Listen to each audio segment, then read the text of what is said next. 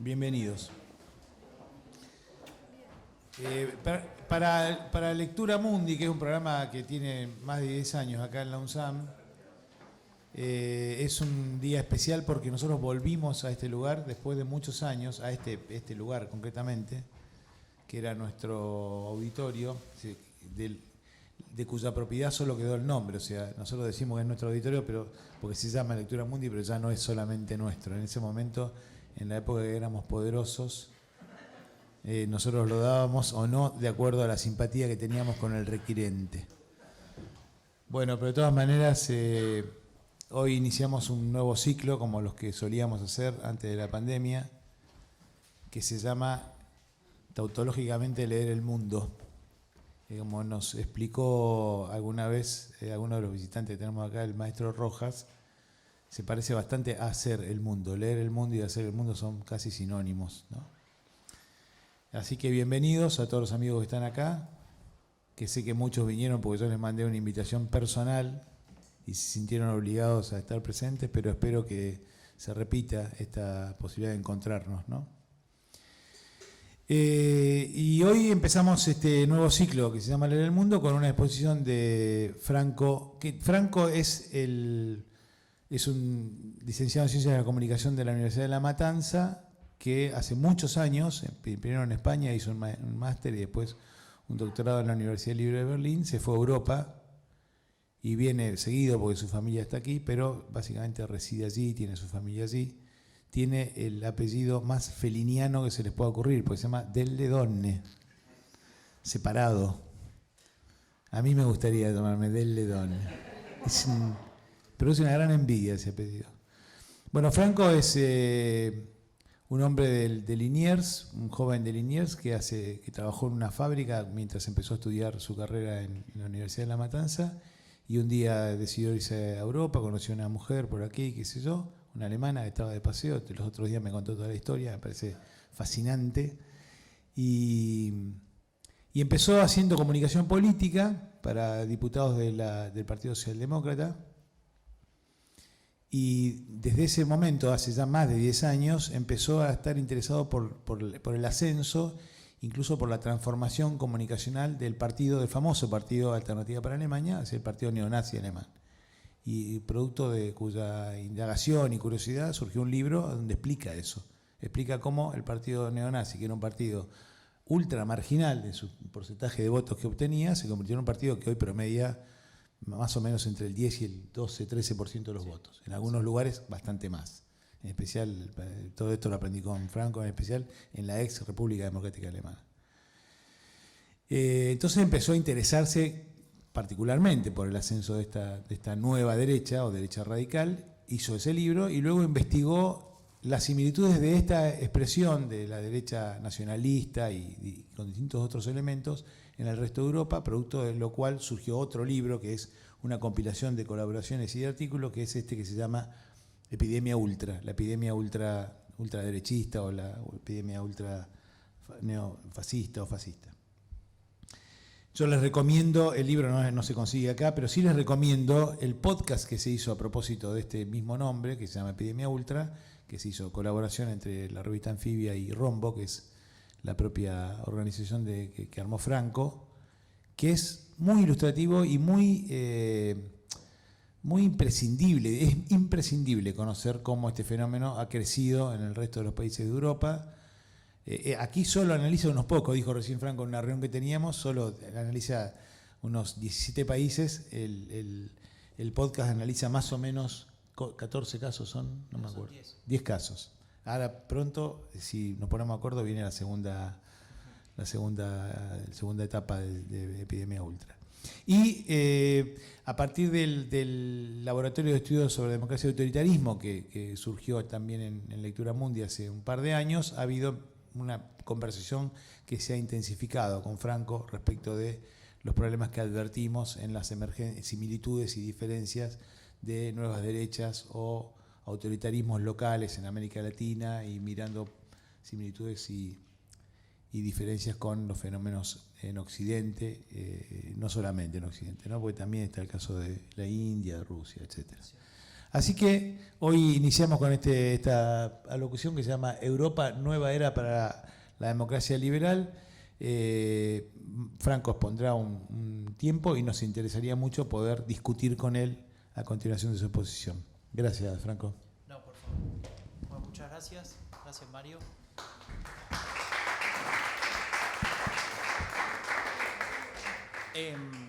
Bueno, la verdad que estoy muy contento de estar acá. No sé si se escucha bien ahí. Estoy muy contento de estar acá porque, como bien dijo Mario, yo soy producto de la universidad pública, de la educación pública, y volver a una universidad pública y poder humildemente contarles lo que he aprendido, lo que he estudiado y demás es muy importante. Es una forma minúscula de devolver algo de lo que me dio a mí la universidad pública, en mi caso la Universidad de La Matanza, pero la siento un poco como equivalente a esta, o a la Universidad de Avellaneda, donde estuve hace unos días, o no sé, la de Brown, que estaré mañana, pasado mañana, y algunas más. Y eso es muy importante, ¿no? Y siempre lo digo porque parece, tal vez entre nosotros es normal, pero hay que decirlo, hay que comentarlo. Y el otro elemento por el que me gusta mucho estar acá, y agradezco de vuelta la invitación, es porque cuando hace un rato en la reunión les contaba, cuando vine en 2019, que fue la última vez que estuve acá, vine con este libro ya está un poco viejito, ¿no? En mayo de 2019, parece clickbait, pero fue antes de la pandemia el nombre. Con este libro yo le preguntaba a colegas, a conocidos y demás, qué pasaba en Argentina, si había un partido como este y demás, y la mayoría me respondía diciéndome, eso acá no va a pasar por diferentes razones, ¿no? Y cuando Mario me contó la existencia de este laboratorio y de que ustedes estaban sí ocupados en esto, pensando esto, ¿no? Con sus propios enfoques y demás, pero trabajando esto, bueno, dije, no estoy solo, tengo compañía, y la verdad es que eso, ver cómo ha crecido, cómo todos los informes y la producción que han realizado es una maravilla, así que también estoy muy contento de poder compartir este humilde exposición con ustedes el día de hoy. Así que lo que les voy a plantear más que nada son preguntas que tengo en la cabeza, ideas y algunas reflexiones a partir de algunos eventos que han sucedido en Europa recientemente, que hemos estado comentando en algún momento con Mario también por algún Zoom y demás, y que quisiera discutir con ustedes e incluso después en la segunda parte charlar con ustedes, ¿no? Sobre esto. Y tiene que ver, en primer lugar, con algo que está pasando en Europa, que tiene que ver con, desde mi punto de vista, un cambio en la fuente del descontento. Pero, para no spoilear, lo primero que voy a hacer es mostrarles unos datos, estos son unos resultados electorales. Ustedes dirán, ¿qué es esto en alemán? Bueno, se lo traduzco muy fácil. Esta es una elección regional de 15 de mayo, o sea, no tiene ni un mes, en la zona de Nordrhein-Westfalen, que es de alguna manera el equivalente a la provincia en Alemania, una provincia, la más importante de Alemania. En términos de PBI, imagínense, el PBI de esta provincia es igual al de Países Bajos, ¿no? Para que se hagan una idea. Tiene la población más grande de Alemania y tiene el peso político más importante de Alemania. Lo que pasa acá, de alguna manera, se podría decir que es la temperatura de lo que está pasando en el país. Y lo que vemos acá es una derrota de la socialdemocracia, el rojo que ven ahí atrás, y una derrota de una socialdemocracia que en la última elección importante, que había sido la federal, había ganado, ¿no? Le había ganado el partido de Merkel, que ya se retiró, que es la CDU, el color negro, digamos. Cada partido en Alemania tiene su color característico. Y pese a estar en el gobierno y haber tenido esa buena elección en septiembre de 2021, en esta primera elección importante, fracasa. Y uno dice, bueno, perdió 4,6 puntos, ¿no? Que es lo que ven de este lado, tampoco es tan grave. Bueno, es grave. Y ahora vamos a ver por qué. Es importante ver, y fue la noticia, que el crecimiento más importante se da de parte del Partido Verde, pero yo creo que, al menos en la charla de hoy, en lo que estamos comentando, lo más importante está en este otro dato, que es el de la participación electoral. En el año 2017 había sido la última elección en esa región y en este año la participación cae 10 puntos. Si uno mira en el cuadro este de la derecha cómo la participación electoral se va desarrollando con alguna excepción, alguna subida, estamos cada vez peor en términos de participación, ¿no? De hecho, y ahí marqué ese dato, desde el año 90 no supera el 70% la gente que va a votar esta elección, ¿no? No sé si se acuerdan que en el año 90 pasó algo muy importante en Berlín. Y ahí empezamos a ver algunos elementos interesantes. Pero para profundizar aún más, si nos metemos en concreto con la socialdemocracia, recordemos, ¿no? Partido proeuropeísta, centroizquierda, en el oeste de Alemania el partido más relevante en términos de proyecto progresista de país, ¿no? Compitiendo con la democracia cristiana de Angela Merkel, tiene, como ven acá, el peor resultado de toda su historia en esta región. Y si uno mira los datos absolutos, ¿no? los votos, estamos en casi 750.000 votos menos. Es un número muy potente para sacar conclusiones. Y una de las conclusiones que sacaban los medios, los analistas, es, bueno, es un castigo al gobierno federal, a cómo se desarrolló toda la discusión de la guerra, el problema que tuvo Alemania para decidir si mandaba armas, si no mandaba armas, si se posicionaba de tal o cual manera, si no, con su política de dialogar con Rusia, lo único que generó fue estirar algo que era inevitable y demás. Pero podríamos analizarlo también desde otro punto de vista. Miren, este es el trasvase electoral. Estos gráficos son buenísimos, no los hago yo. Estos son de la televisión pública alemana, que tiene una página web, que después de cada elección, regional, federal, la que sea, incluso a veces locales, si son importantes, te sacan todos los datos, pero no solamente de trasvase electoral y demás, sino también opinión pública. Es una maravilla. Y todo abierto, todo se puede consultar. Este es el trasvase electoral. Esta mancha gris de acá significa abstención o no votantes. Bueno, la cantidad de votos perdidos más importante del Partido Socialdemócrata de 2017 ahora fue a los no votantes. Es decir, que si bien muchos se fueron al Partido Verde, la mitad de lo que perdieron, decíamos 750.000, dijeron ningún partido me convence, ni siquiera la ultraderecha, que estaba participando en esa elección.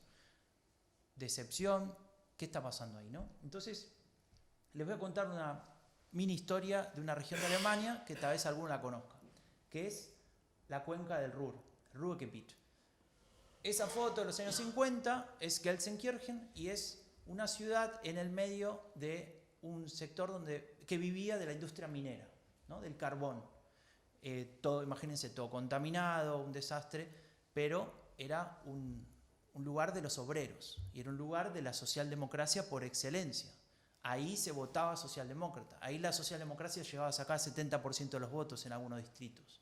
Era el lugar donde el obrero, ¿no? mandaba de alguna manera, y si lo vemos acá en el mapa, esa región roja, bueno, Nordrhein-Westfalen, que es esa provincia donde hubo las elecciones que les estoy contando, y en la mancha roja de este lado, ahí ven la cuenca del Ruhr, ¿no? Este es el río Rhin, el río Rin, ¿no? que básicamente servía para exportar todo, y era la base de Alemania, la base económica, quiero decir, ¿no? Incluso de Prusia, antes de que exista la propia Alemania.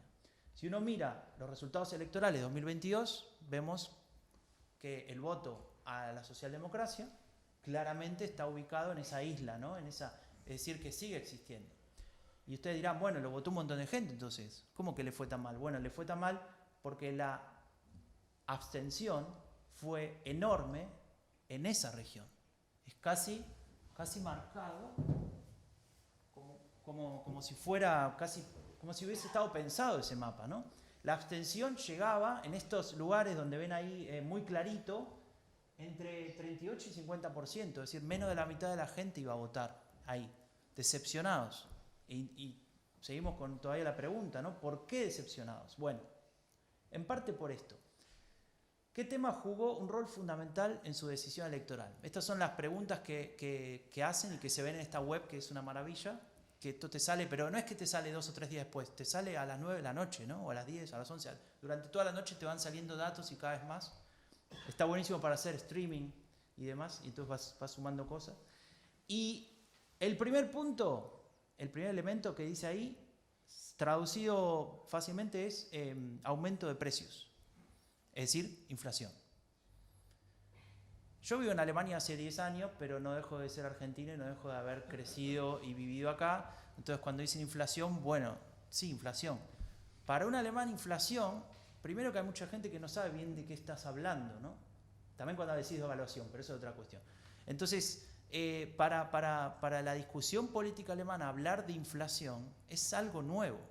Es algo que ni siquiera había pasado, lo hablábamos hace un rato en la reunión previa, con la crisis de 2008, ¿no? Que fue una crisis internacional y con todos los componentes, pero ahora lo que pasa es que los precios suben, y suben, en serio. El otro día les contaba a ellos que, digo un dato personal, yo pago 150 euros de gas, que es la calefacción, por mes, y eso a partir del mes que viene va a ser 450 euros, ¿dije pesos? Perdón. Bueno, ojalá fueran pesos. Pero estamos hablando de 150, 450, igual la moneda que sea, es un montón de plata, ¿no? Es ese nivel, y se ve también en alimentos, se ve en combustible de cualquier tipo, se ve en el impacto que tiene todo eso. El 19% fue a votar, o decidió votar en función de eso. O decidió, incluso acá están incluidos los que también no fueron a votar, ¿no? O sea, la decisión de no ir a votar. El segundo punto es el clima, no hace falta traducción, ahí vemos tal vez por qué este voto verde subió tanto. Y después tenemos la cuestión del abastecimiento energético, que a causa de la guerra se vuelve una preocupación, y de hecho lo es, porque Alemania depende enormemente, luego de 16 años de política energética de la gran coalición de Angela Merkel, de Rusia. Hasta 3-4 días antes de la guerra se iba a inaugurar un gasoducto, el segundo gasoducto, un gasoducto paralelo, digamos, entre Rusia y el norte de Alemania, que corre por debajo del mar Báltico. Es decir, ahí iban a recibir aproximadamente el 50% de la energía que necesita Alemania para funcionar. Recordemos que Alemania es un país exportador muy industrializado que vive de eso, vive de exportar esos productos industrializados y necesita esa energía. No se trata solamente de calefaccionar mi casa, que también es un tema y ahora lo vamos a ver. Y luego recién 12% aparece la guerra de Ucrania, ¿no?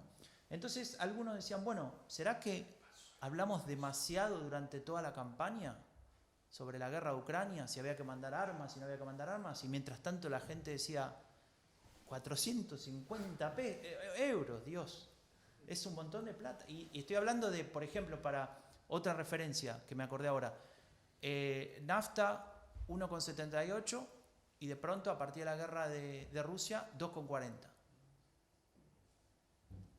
Manteca salía, yo voy a comprar, por eso sé los números. La manteca salía 1,80, ¿no? Un pan de manteca, 1,80, ahora vale 3,40. O sea, son números que decís, si está justo en fin de mes, tenés un tema. Y entonces aparece esta sí es más nuevita, de junio, de este mes, esta encuesta que me sirvió un montón para esta charla. ¿Qué tanto? Yo no sé bien cómo traducir esto, espero que se entienda, ¿no? O sea, ¿cuánto te limitás vos a causa de esta suba de precios ahora? Y ahí aparece que la gente que gana menos de 1.500 euros se limita mucho, o muy mucho, un montón, el 77%. O sea, obviamente, ¿no? Las clases más bajas, las clases menos pudientes, las de menos ingresos, 3 de cada 4 la está pasando mal. A ver, relativamente pasándola mal, porque todos sabemos que el concepto de pobreza es relativo, ¿no? Andás a ver qué no pueden hacer, ir a Mallorca tal vez, no sé, pero algo no pueden hacer y eso en comparación con otros los perjudica. Luego vemos los que ganan más de 3.500 euros o hasta 3.500 euros y después obviamente los más ricos, los que ganan más de 3.500 euros, bueno, 450 euros, da igual, lo pagan de gas. Y el otro elemento interesante es entre este y oeste, ¿no? Esto a veces es confuso. Ost significa este, west, ¿no? Oeste. En el este, que es donde, por ejemplo, la ultraderecha tiene hasta 25% de intención de voto, donde la gente está más descontenta, donde 3 de cada 4 en una encuesta reciente dijeron que se sienten alemanes de segunda clase en comparación con lo del oeste. Bueno, en ese lugar, 60%, casi 60% se siente limitada, ¿no? Hay un montón de cosas desde el punto de vista económico de su vida personal que no pueden llevar adelante.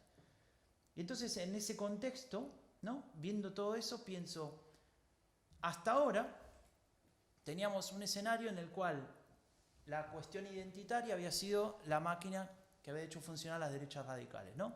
Llegada de migrantes, por nombrar un ejemplo, no digo que esa sea la causa, digo un ejemplo, un hito. 2015 y todo lo que ustedes ya habrán visto por los medios que pasó, ¿no? Este tipo de discursos de Alternative für Deutschland que dice, así Europa no se convierte en Euravia, ¿no? Un poco forzando esa idea esta idea ¿cómo es? De la población que reemplazo, del gran reemplazo, ¿no? De población. Pero también estaba el discurso identitario, ¿no? Esto de, por ejemplo, alquilar barcos y ponerle carteles para decirle a los migrantes que cruzan una balsa por el Mediterráneo, no vengan, no hay lugar para ustedes, ¿no? Con mucho peso en Alemania, por ejemplo, en Austria, en Francia también y demás. Y entonces, acá viene esta pregunta que yo tengo, ¿y si esta situación de la inflación, que es la más alta desde la posguerra, estamos hablando de 8%, esta es la inflación de toda la Unión Europea, interanual, ¿no? O sea, 8,1% en abril comparado con abril de hace un año, este elemento se convierte efectivamente en un elemento que se va a discutir políticamente y un elemento que pueda tomar la derecha radical con un discurso que estuvimos hablando hace un tiempo cuando dimos la última charla de un estado de bienestar chauvinista, ¿no? Un estado de bienestar que ayude a los nativos solamente, etc. Tal vez sea un elemento a partir del cual la ultraderecha de Europa pueda estructurar un discurso mucho más potente del que venía teniendo solo con la cuestión identitaria. Y ahí, antes mostré dos ejemplos muy alemanes, pero podría decir la cuestión de la identidad, por ejemplo, la identidad nacional española que hizo que Vox, gracias a todo el lío con la independencia catalana, crezca, ¿no? O en el caso de, bueno, cualquier otro caso. Y ahí es donde yo me pregunto cómo van a responder a un discurso como este, por ejemplo. Eigentlich gehe ich gerne zur Schule. Sport und Mathe sind meine Lieblingsfächer. Aber in den letzten Monaten sind fast jeden Tag Unterrichtsstunden ausgefallen. Mama sagt, die Lehrer hier in Thüringen sind überlastet und die Regierung macht nichts dagegen. Heute sind wieder 3 Unterrichtsstunden ausgefallen und der Schulbus fährt erst am Nachmittag wieder. Und manchmal fällt er ganz aus. Thüringen hat sich verändert. Seit meine Mutter wieder bis zur Dunkelheit arbeiten geht, mache ich mir ständig Gedanken. Sie nimmt nur noch in Notfällen die Bahn. Sie fühlt sich dort einfach nicht mehr sicher. Wie lange ich mir das Auto noch leisten kann, um sie abzuholen, weiß ich nicht. Wenn das Dieselverbot kommt, wird es sehr eng für uns. 1989 bin ich in Erfurt mit auf die Straße gegangen, so wie viele andere Ostdeutsche auch. Bis heute verstehe ich nicht, wie man unsere Generation so abspeisen konnte. Freiheit, Selbstbestimmung, gegenseitiger Respekt, jeden Tag kann ich sehen, wie wir all das wieder verlieren. Es ist wieder Zeit für Veränderung. Es gibt immer eine Alternative. Am 27. Oktober bestimmen wir. Vollende die Wende. Mit beiden Stimmen AfD.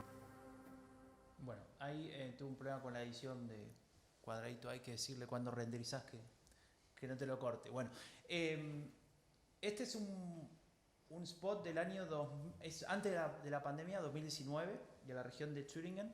Ahí dice Vollende die Wende, se ve medio cortado, Wende 2.0. Wende significa cambio, que es la palabra que se usa en Alemania para hablar del cambio que hubo después de la caída del muro de Berlín.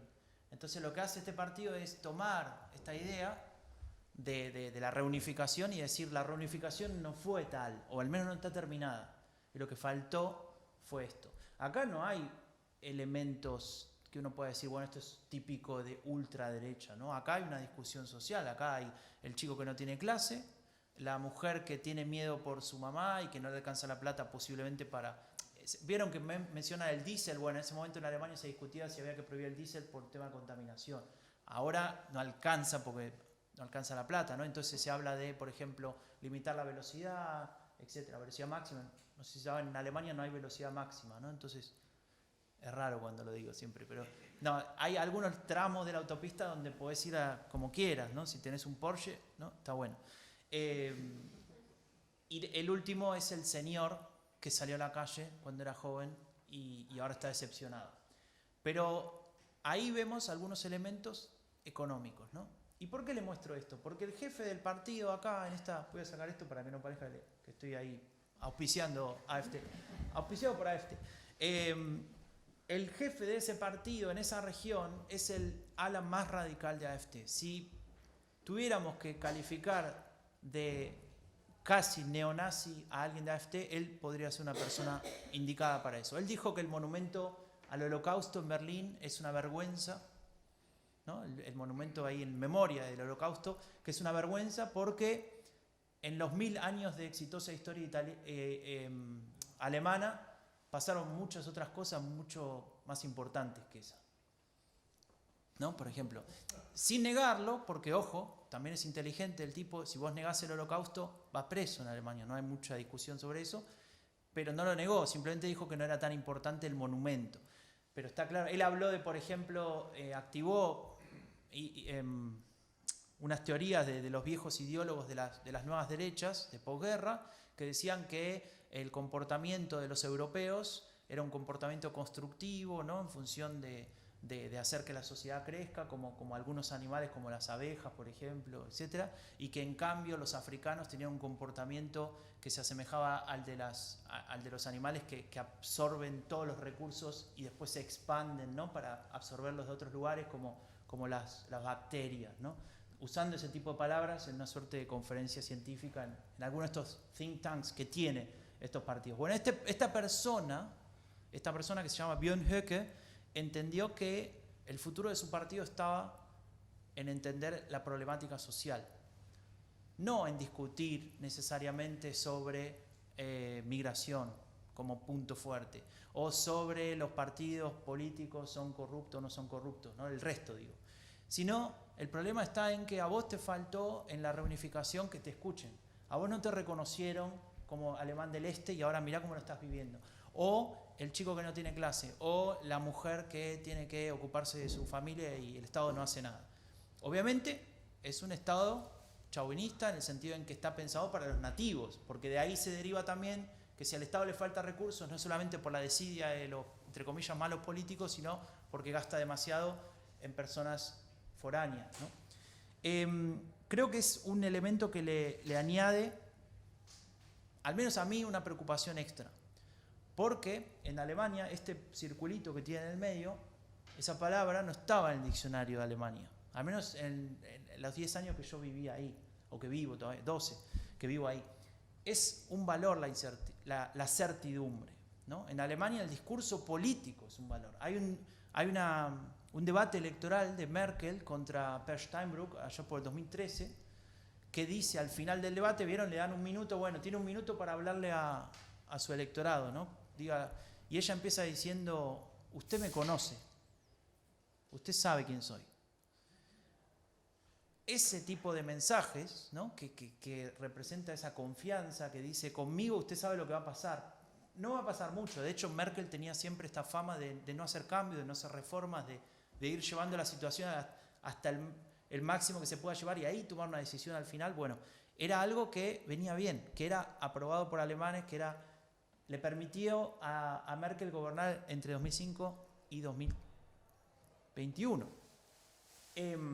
Eso ahora existe en Alemania. Y hay algunos elementos de esa incertidumbre, y en Europa, ¿no? De esa incertidumbre que a mí me hacen pensar y que también quería compartir con ustedes, a modo de pregunta también, para que lo podamos discutir. Vamos bien de tiempo, ¿no? A ver, el primer elemento tiene que ver con lo que comentábamos hace un rato de la participación electoral, y acá quería salir un poquito de Alemania, mostrarle otro que tal vez conozcan incluso mejor, ¿no? Supongo que sobre Francia se habla más acá que, no sé, tal vez no. A ver, acá debe haber gente que se acuerda de lo que pasó en 2002, ¿no? Yo soy muy joven, yo no me acuerdo, yo lo tuve que leer en un libro. No, mentira, yo también me acuerdo. Esto fue para los centennials, no sé, ¿qué hay acá? En el año 2002, una elección que termina con Jacques Chirac y Jean-Marie Le Pen, el padre de Marine Le Pen, mano a mano para ir a un balotage, ¿no? La primera vez que la ultraderecha, y ahí ya diría, se podría decir que era una extrema derecha, al menos la que llevaba adelante Jean-Marie Le Pen, una extrema derecha iba a la segunda vuelta. ¿Y qué pasó ahí? que todo el mundo salió a votar. Esto no puede pasar, ¿no? Y el resultado lo ven ahí claramente. No puse los porcentajes, qué error mío. Bueno, estaba muy alto, sacó un montón de votos. Esto, pasaron los años y se repitió. Mucho más cerca de nuestra era, en el año 2017, hace 5, ¿no? En aquel año fue justamente la hija, Marine Le Pen, la que llega al balotaje, y ahí vemos un cambio en la participación electoral. No había tanta desesperación porque no gane, o exceso de confianza, o desencantamiento, no lo sé. Tampoco es el objetivo de esta charla dilucidarlo, pero lo que a mí me llama poderosamente la atención es que vuelve a pasar y esto se vuelve a marcar, ¿no? Incluso el total de participación, 72%, es el más bajo, ¿no? Salvo aquí. Y lo que es interesante cuando uno mira los votos absolutos, y por eso los puse, es que el crecimiento de Marine Le Pen de esta primera vuelta a la segunda vuelta es mucho mayor, ¿no? Que de esta primera a esta segunda vuelta, ¿no? Entonces ahí es donde empezás a pensar esta decepción y esta incertidumbre de decir, bueno, ¿y si gana en un país relevante para la Unión Europea una opción así? ¿Qué pasa con la Unión? ¿Qué pasa con los fundamentos, con los valores europeos en ese sentido? Un segundo punto que le agrego a la participación electoral es que es el de la fragmentación política. Esto ya existe en otros países, ¿no? Italia, Bélgica, Holanda, pero en un país tan importante como Alemania, que esta fragmentación se vaya profundizando año a año, o mejor dicho, elección a elección, llama mucho la atención.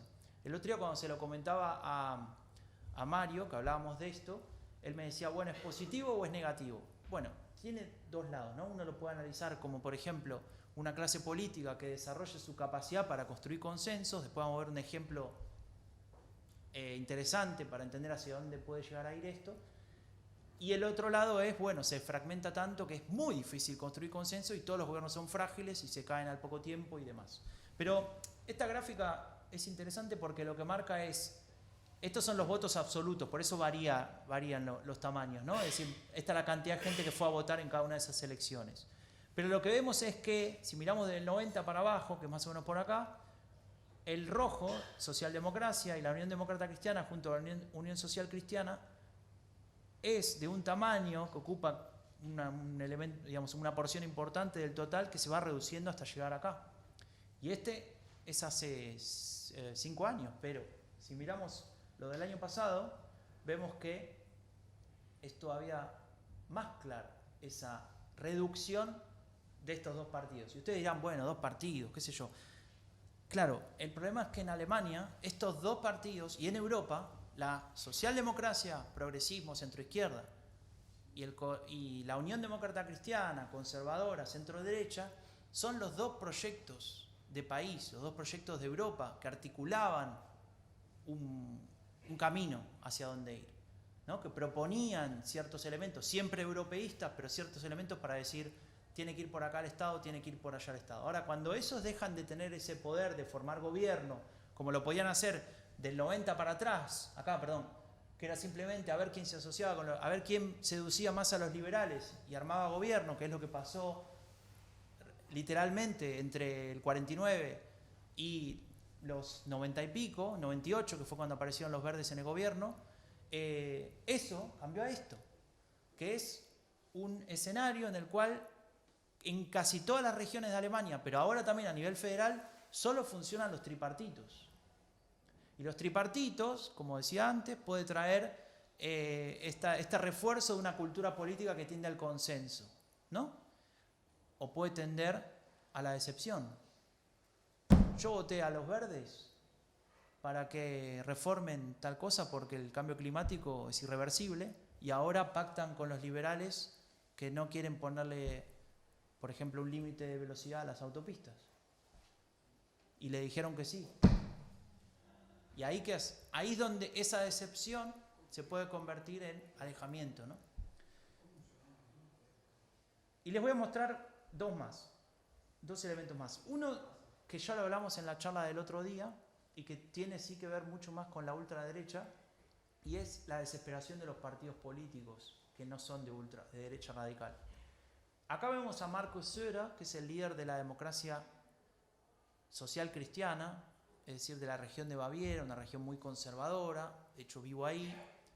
Por ejemplo, allá se saluda diciendo saluda a Dios, ¿no? Grüß Gott, ¿no? Se utiliza esa mención. Este es un partido que durante toda la historia sacó 50% de los votos, ¿no? Es como muy, muy hegemónico. Y este señor, que era nuevo, tenía su primera elección, año 2018, ve que las encuestas no le daba del todo bien. Es decir, no es que iba a perder, iba a sacar menos del 50%, pero para él, dentro de su partido, era deslegitimarse de alguna manera. Decide incorporar o pensar que incorporando el discurso de la ultraderecha iba a recuperar ciertos votos que él presumía que se iban a ir a la ultraderecha.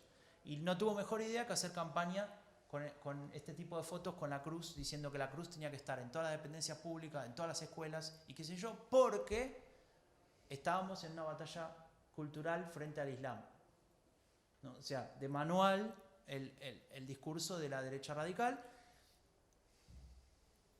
falló, ¿no?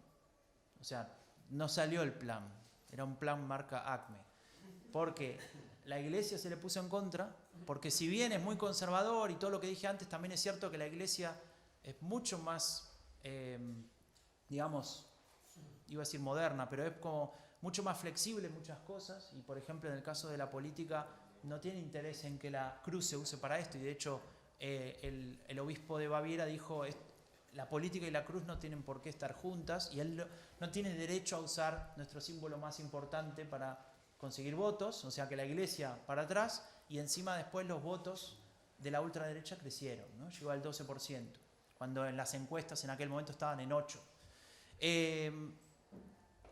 Ahí termina teniendo sentido esta famosa frase de, bueno, vote al original, ¿no? No a la copia. Bueno, aprendió con sangre y de hecho ahora abraza árboles, no sé, hace cosas raras este señor. Y el otro ejemplo que le quiero contar, es uno de otro país, que también lo mencionamos el otro día y que es el más paradójico. Y de hecho, si hacemos la segunda temporada de Epidemia Ultra, va a estar Dinamarca.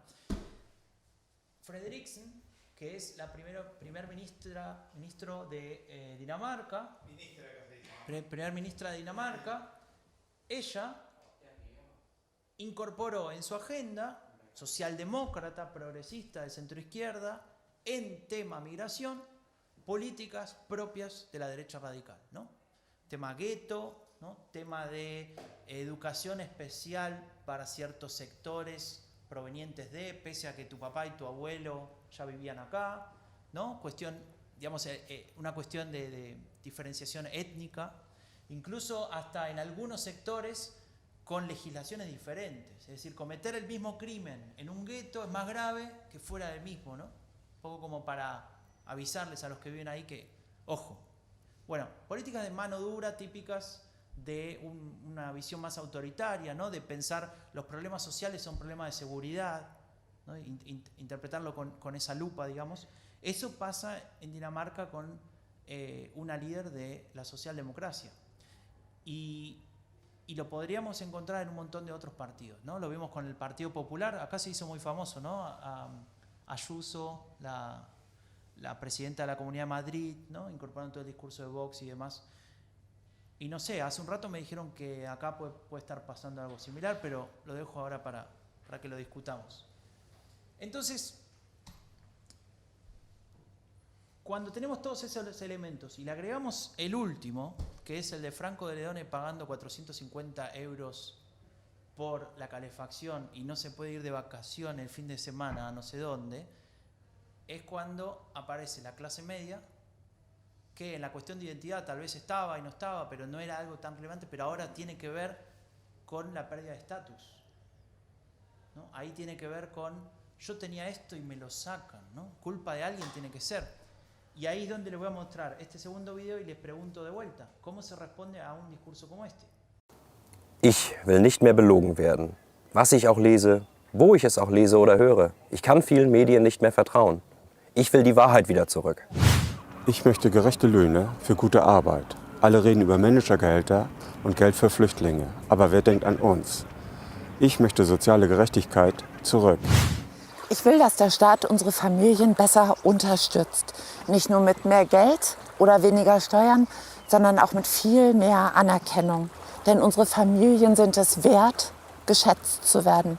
Dafür will ich Respekt zurück. Ich will, dass sich unsere Frauen und Kinder in unseren Städten wieder sicher fühlen. Deswegen müssen Polizei und Justiz ihre Arbeit konsequent tun dürfen und Verbrechern das Handwerk legen. Ich will Sicherheit und Ordnung wieder zurück. Ich will, dass Familien sich wieder kindgerechte Wohnungen leisten können.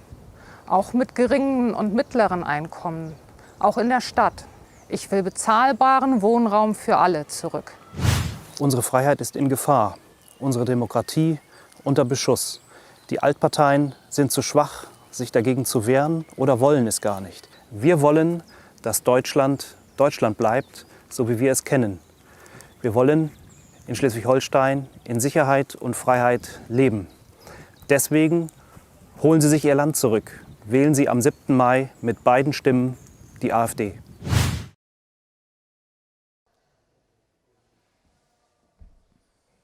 Digamos, se podría decir que la mayoría de los elementos que se nombran podríamos estar más o menos de acuerdo, ¿no? Todos queremos respeto, seguridad, no queremos que nos persiga. ¿Vieron al señor? Lo persiguió una señora atrás, en el bosque, era peligroso.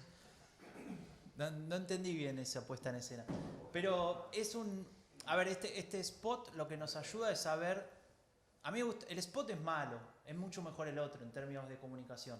Pero está bueno porque enumera muchos elementos que utiliza este discurso, ¿no? Como que los reúne. Y es un spot que muestra esas preocupaciones de esa persona que tal vez no tiene problemas para comer. Pero ¿vieron la primera escena? Es buenísima, ¿no? El señor en su jardín, grande, con sol, tomando un café, diciendo con el diario, me están mintiendo, qué vergüenza, ¿no? Y está muy feliz ahí con una docena de facturas. Ese señor ahora, no digo que va a tener problemas para vivir ni para comer, seguramente no va a tener ningún problema, pero va a sentir, al menos en Alemania y en otros países de Europa, como les mostraba la inflación que va creciendo, que está perdiendo privilegios que él se ganó. Estos partidos con un discurso, como les contaba, que incorpore ese segundo elemento, hace un tiempo cuando dimos la otra charla hablábamos de las fórmulas ganadoras, esa segunda fórmula ganadora de discurso de derecha autoritario más un estado de bienestar, bueno, tal vez sea una llave para que estos partidos puedan tener esa segunda oportunidad de crecer, ¿no? Entonces, ahí es donde viene la tercera cuestión de hoy. Y es, ¿quién está pensando entonces Europa, ¿no? ¿Qué va a pasar ahora? Mario me decía, hagamos algo que también que tenga que ver con el tema de la guerra y los cambios que está produciendo. Y claro, bueno, no la nombré mucho, pero toda esta inflación, de alguna manera tiene un pico a partir de la guerra. Pero venía de antes, en realidad. La inflación ya la estábamos sintiendo incluso antes de la pandemia. Entonces, bueno, esto para hacer, a mí me gusta de vez en cuando hacer autobombo, ¿no? Este podcast que hicimos, que se llama Merkel, la canciller de la crisis, le cuenta la historia, pero en realidad lo pongo acá ¿por qué? Porque lo que estamos viendo es el fin de una era, ¿no? El fin de la era que marcó Merkel. 16 años en el poder no es poco. 16 años en el poder sin generar tal vez reformas que prevean ciertos problemas. Y está bien, una pandemia no se podía prever, pero veamos, por ejemplo, se podía prever cierta crisis de representación, como la venimos comentando, el tema de la inflación, que venía creciendo progresivamente, y también, por ejemplo, el problema demográfico, que muchas veces no lo hablamos, pero es muy relevante. Yo acá les traje unos datos para que se hagan una idea, solo de Alemania, ¿no? Creo que sí la puse. Alemania necesita 400.000 inmigrantes por año para mantener su estructura funcionando, es decir, pagar los sueldos de todos los boomers que se están retirando ahora y que van a vivir hasta los 89 años por una cuestión de esperanza de vida, y a toda esa gente que pagarle unas jubilaciones que son muy importantes, pero fuertes. Estamos hablando de que esto no lo digo yo o lo dice la Rosa Luxemburg Stiftung de izquierda, no, lo dice el jefe de la Oficina Federal de Trabajo alemán. Esto fue en agosto de 2021, de Angela Merkel. No es que hay un loco de izquierdas que está tirando piedra y diciendo esto, no. lo están diciendo con datos, está diciendo si no viene toda esta gente, no va a funcionar. ¿Por qué? Porque Alemania está perdiendo, según los cálculos de esta oficina, 150.000 personas con capacidad productiva por año a este paso, ¿no? De jubilaciones. Eso tiene que ver con, no solamente uno se imagina, bueno, viste los trabajos que no se quieren hacer, que nadie quiere hacer, de ser enfermero, trabajar en servicios, de bla, bla, bla. No, también académico, personal técnico, personal de logística, obrero calificado, altamente calificado. Estábamos hablando hace un rato de una industria muy potente, química, automotriz y demás. No hay personas que cubran los puestos. Esa es una discusión que Merkel no saldó, que podría haber trabajado en esos 16 años. Esto no pasó ayer. Y si a eso le sumamos que tenemos la crisis climática, no tiene solamente que ver el impacto político en términos del Partido Verde, sino también de toda la agenda y de todos los gastos que había que hacer para esto a nivel europeo. Habrán hablado acá seguramente del Green Deal, ¿no? Esa política de Europa de utilizar un montón de dinero para fortalecer o para desarrollar las energías renovables, que se vio bloqueado, por decirlo de alguna manera, por la pandemia, ¿no? Y aparecen estos dos elementos que mencionaba antes, la pandemia y la guerra. Entonces, en todo este contexto, ¿qué tenemos en Europa? ¿Quién está discutiendo el poder y con qué ideas? Bueno, uno es este señor, Víctor Orbán. Él habla del Estado iliberal. En el año 2016, después de la llegada de refugiados y demás, él da un discurso en un campamento de verano en Rumania. Y no es casual que sea en Rumania porque es justamente en una región donde viven muchos húngaros que después de la disolución del imperio austrohúngaro quedaron dispersos en diferentes lugares de Europa, donde hoy no es Hungría, pero que están fuera.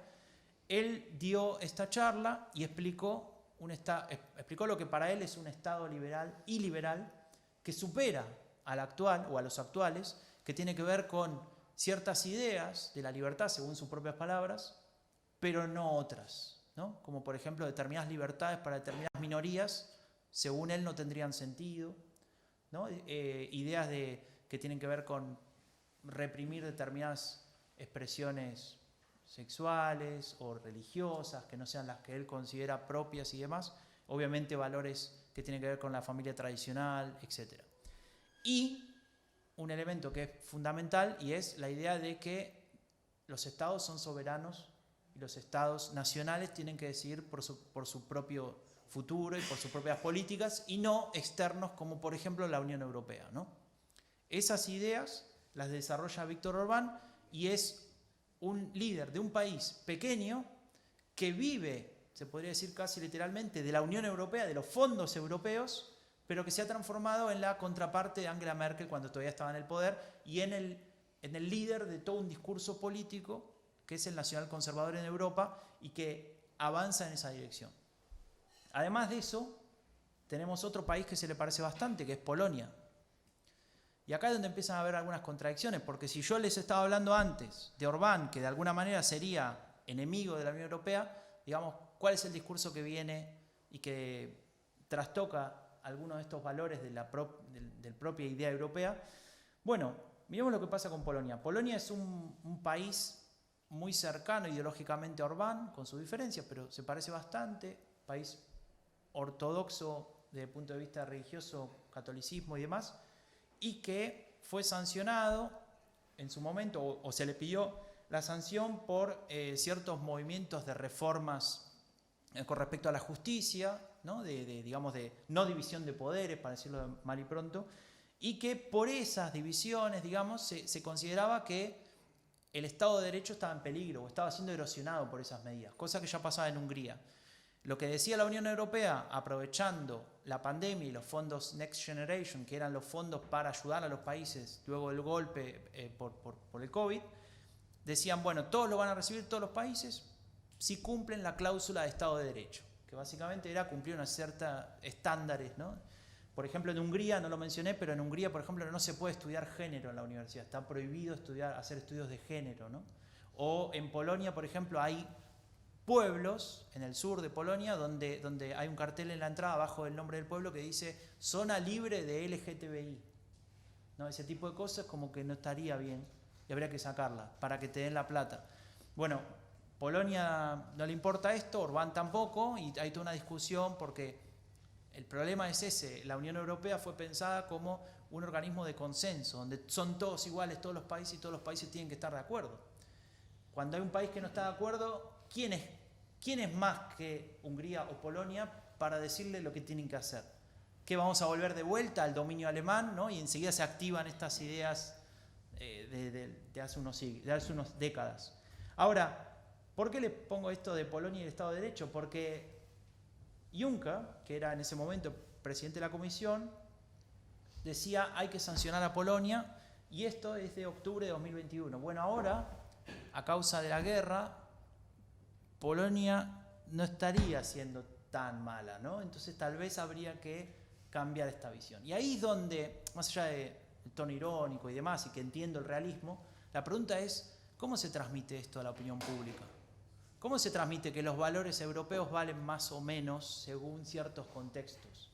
¿Cómo se lo comunica y cómo se lo justifica desde el discurso público europeo, que ya está bastante complicado de transmitir? Un sentimiento que no todo el mundo lo tiene por lógica, ¿no?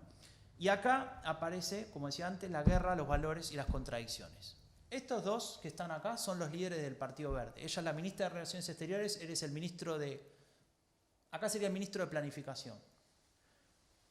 Los dos tienen una cartera muy importante y los dos son muy importantes ahora. Ella por la guerra, obviamente, ministra de Relaciones Exteriores, y él porque está decidiendo de dónde va a sacar la energía Alemania para seguir con su lógica, ¿no? Con su lógica económica. Bueno, este Partido Verde pacifista que nació a partir de un par de hippies que se acostaban en las vías del tren para que no pase el tren con residuos nucleares, y eran pacifistas y no se podía, digamos, había como valores inmutables e intransigentes. Ahora era el partido que en el gobierno estaba a favor de enviar armas a Ucrania, mientras que la socialdemocracia con el canciller Olaf Scholz no estaba totalmente convencido de esto. ¿Cómo se explicaba esto, no? Entonces uno de los líderes, creo que te lo conté el otro día, dijo, bueno, lo que pasa es que nosotros, antes que pacifistas, nosotros somos el partido que defiende los derechos humanos, y Rusia está violando derechos humanos en Ucrania, por eso nuestras armas van hacia allá con esta justificación. Bueno, está bien, capaz que analizando el discurso, qué buena idea, qué inteligente, pero contarlo también hacia la opinión pública no es tan fácil, ¿no? Y más si hay una animosidad contra este partido de muchos sectores que lo consideran un partido elitista, un partido que mira hacia problemas que no son los del pueblo, ¿no? Esto de la inflación y demás. Este es un partido que lo vota gente que va y paga el doble en el supermercado para comer carne bio, ¿no? O el triple incluso, ¿no?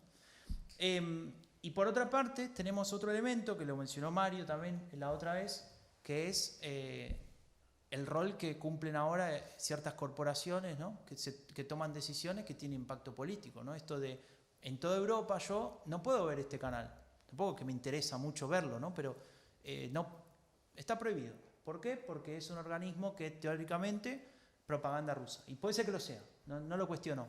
Ahora, ¿dónde están cómo se justifica, mejor dicho, estos valores europeos de libertad, ¿no? De poder decidir, de poder...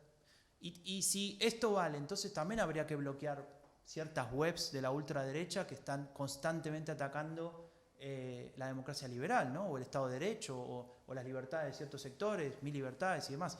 Y ahí es donde decís, bueno, ¿qué le va a decir Twitter si Trump no puede hablar más por ahí? O en el caso de Trump lo conocemos todos, pero por ejemplo Narendra Modi, que es el presidente de India, ¿qué pasó? No, escuché Trump y aplaudí. Ah, muy bien. Pensé que se me acortaba el tiempo. No. Y aparece Narendra Modi, por ejemplo, que es la persona con más seguidores en Twitter, y vos decís, bueno, tal vez se lo podría bloquear también, porque dijo que el COVID era una creación de los musulmanes, conspiración, ¿no? Para conquistar el mundo y demás, que lo dijo públicamente. Entonces, ahí es donde aparecen esos elementos y decís, bueno, ¿qué pasa con esos valores? Y voy a lo último, y ya casi estoy cerrando. ¿Qué nos queda entonces, no? Uno, el modelo verde alemán, modelo verde liberal, si quieren. Y les voy a contar esta historia que es muy, muy interesante. Esta foto, esta selfie, hay dos que ya conocen, que se los presenté recién. Los otros dos son dos personas, este es el líder del Partido Liberal y es el número 2 del Partido Liberal. De hecho, este ahora es el ministro de Finanzas. Cuando terminó la elección del año pasado, en 2021, estos dos partidos juntos, pese a ser históricamente partidos minoritarios, tenían más votos que los otros que salieron primero y segundo, que era la Socialdemocracia y la Unión Demócrata Cristiana. Entonces estos dos partidos tenían por primera vez en la historia, y de manera casi paradójica, la capacidad de decir quién iba a ser el próximo canciller. Estos dos partidos que en la campaña habían sido enemigos, se podría decir que si uno compara los programas de los partidos, serían los que menos coincidencias tienen entre sí, al menos de los partidos relevantes, ¿no? Obviamente si pones a la ultraderecha, claro que no, pero eran los dos que un día después de las elecciones se juntaron ellos primero a decidir, bueno, ¿qué vamos a hacer? Y a empezar a construir la agenda de temas, qué va a ser lo importante. Ustedes saben que en las negociaciones de coalición, bueno, como cualquier negociación política, ¿no? Se ponen sobre la mesa los temas, esto es negociable, esto no es negociable, y viceversa. Pero ellos primero decidieron esto. Y después fueron y dijeron, bueno, nos interesa más hablar con la socialdemocracia, y ellos decidieron, al fin y al cabo, quién era el canciller. Esto es nuevo, esto no pasó nunca. Y esto es lo que genera también, o le agrega un poco más de incertidumbre en ese sentido. Ahora, el otro camino, tal vez, como les contaba antes, es este que vuelva a revivir a partir de estas condiciones, de crisis más de corte identitario y de crisis económica, unas ideas de derecha radical que existen de hace mucho. Venimos hablando hace varios días con Mario y con todos los chicos que trabajan en el LEDA, de estas ideas que no son nuevas, ¿no? Muchos conceptos que ahora se usan como si fueran modernos y que lo utilizan muchos líderes, vienen desde la posguerra, se escriben incluso desde antes, del periodo entre guerras, ¿no? Se habla de algunos conceptos que ahora no hace falta repetir. Y lo que a mí más me llama la atención, lo dice el prólogo de un libro que estoy leyendo sobre estos partidos, sobre estas ideas, y es que estos filósofos, ¿no? Que hablan de una sociedad conservadora en donde la desigualdad es algo bueno y natural, ¿no? Donde el que nace pobre tiene que quedarse pobre y el que es rico tiene que quedarse rico para que haya un equilibrio en la sociedad y demás cuestiones. Esos son los que en algún momento pensaron, después del triunfo de los aliados en la Segunda Guerra Mundial, e incluso los que quedaban vivos todavía después de la caída del muro de Berlín y el fin de la historia, en qué va a venir después de este liberalismo. Y ellos tenían esta idea de sociedad, que para ellos era superadora, o que para ellos era mejor para reemplazar a ese liberalismo. Y acá es donde hago el segundo autobombo y digamos que termino. Es lo que trabajamos en este proyecto de Epidemia Ultra, que ya mencionó Mario, y lo que intentamos transmitir a audiencias más amplias. No solamente nosotros, que tal vez estamos interesados en el tema, que nos gusta leer y demás, sino llegar a otra gente. Y ese es el objetivo. ¿Por qué?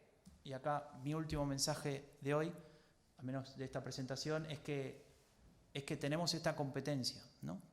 Por la socialización política de la próxima generación. Porque el problema, para mí, no es que un partido con determinadas ideas saque muchos votos y que en algún momento tenga cierta relevancia, incluso que llegue al gobierno, porque llegaron, ¿no? En Hungría, en Polonia, pero también en Austria, también en Italia.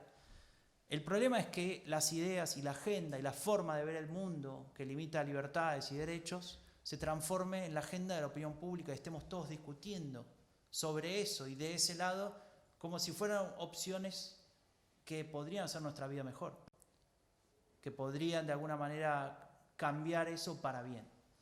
Y por eso ese es mi último mensaje. Así que les agradezco mucho por la atención, espero estar bien de tiempo.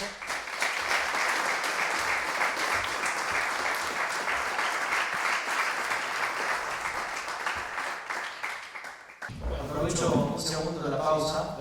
Como este libro ya está viejito, desde 2019, y también tengo el otro sobre la ultraderecha alemana, que es 2017, lo que yo quiero hacer cuando vuelvo a Alemania es pasar este libro en formato PDF, que es lo único que me queda, de los dos libros, así que el que quiera tenerlo, le interese, se tiene que suscribir en el newsletter de epidemiaultra.org.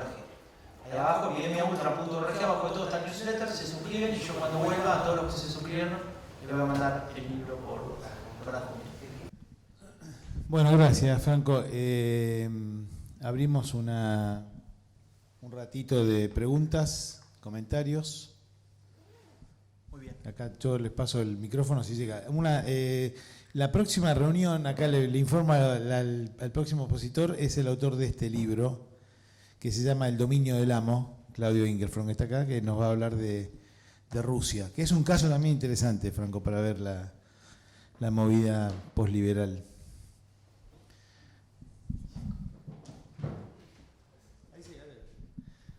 Bueno, buenísima la presentación. Me quedé también impactado por el final y por el recorrido, pero, digamos, tenía como una pregunta, una reflexión sobre lo que entendí ahora, que es sobre todo tu tema, que es la coyuntura, porque vos ahora le pusiste tema de inflación, el proyecto de la democracia postmaterialista europeo enfrentando a algo inesperado, ¿no? Enfrentando algo que vale para el caso europeo, vale para el caso de América, vale para el caso de América Latina, vale para el caso de Argentina. ¿Qué va a pasar en esto que, digamos, era todos los problemas que teníamos, más guerra, inflación a nivel global, qué sé yo? Algo que a mí me parece preocupante, pero que también hay que pensar de ese dilema de la coyuntura es, uno podría decir, se acumulan crisis que terminan siendo como incontables. O sea, vos las mencionaste cuando hiciste la lista, bueno, y la crisis climática, y la crisis demográfica, y al final la inflación, ¿no? Es como que no se puede contar eso.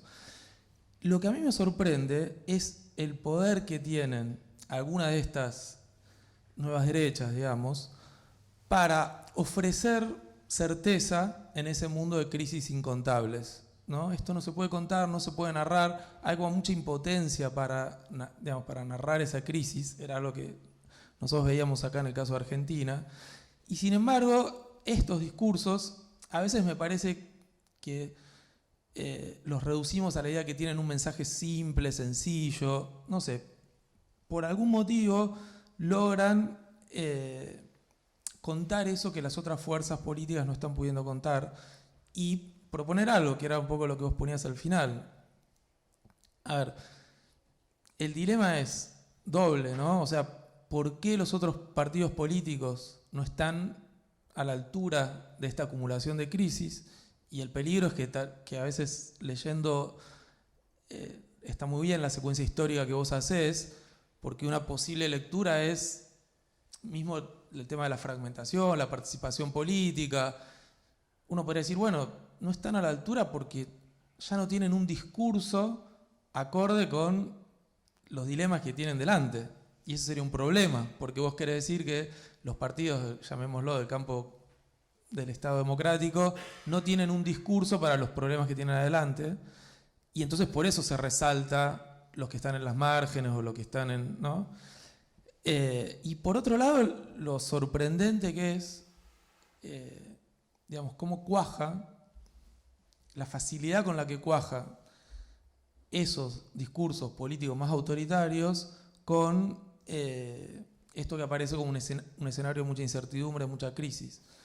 Qué fácil que resulta decir,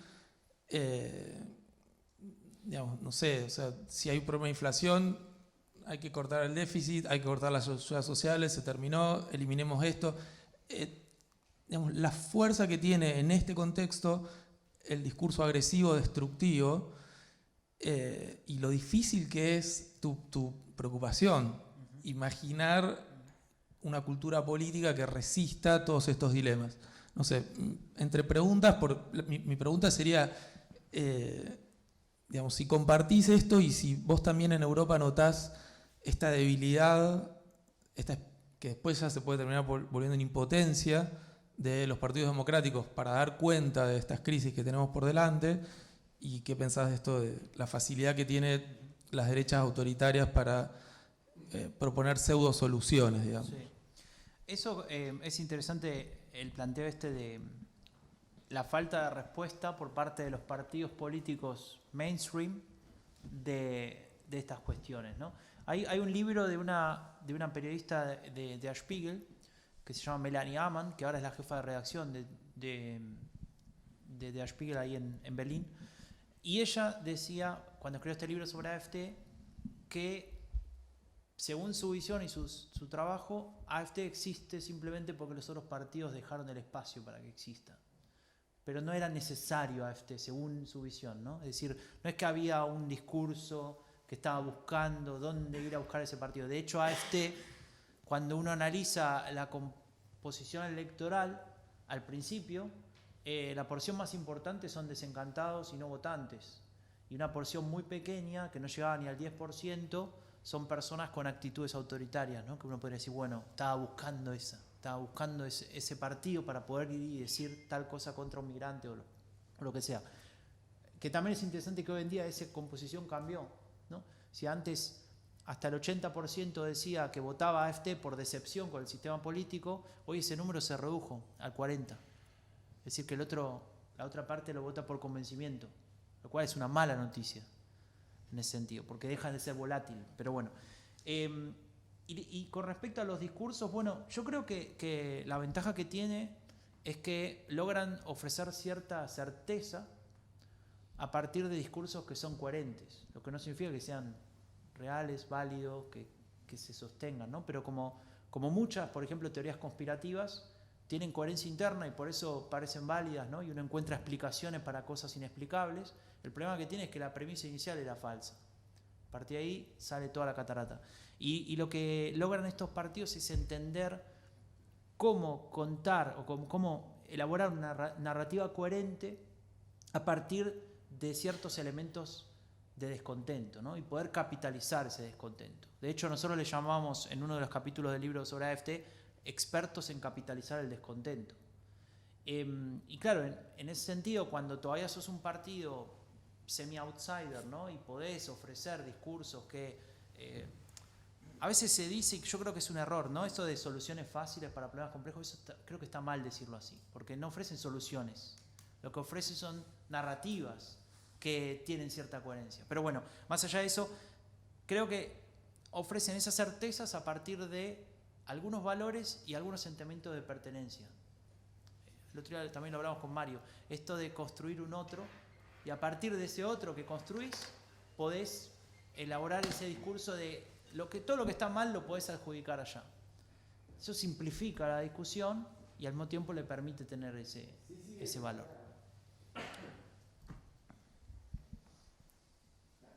Ahí no llegó. Hacer en voz alta, pues no llegó con él. Dale. ¿Te escucha bien? Sí. Tengo dos preguntas. ¿Puedo? Sí, ¿por qué no? Una es sobre leyes y otra es sobre sociopolítica de acá con respecto a Europa. La primera es, no entiendo cómo puede haber crisis económica. Estuve investigando un poco la Constitución Europea. La Fiscalía Europea se creó hace banda y bueno, tiene varios artículos en base a la corrupción, a evadir leyes, como actores políticos hoy que actúan en puestos políticos cuando en realidad tendrán que estar presos y donar su sueldo a entidades o lugares, organismos donde hay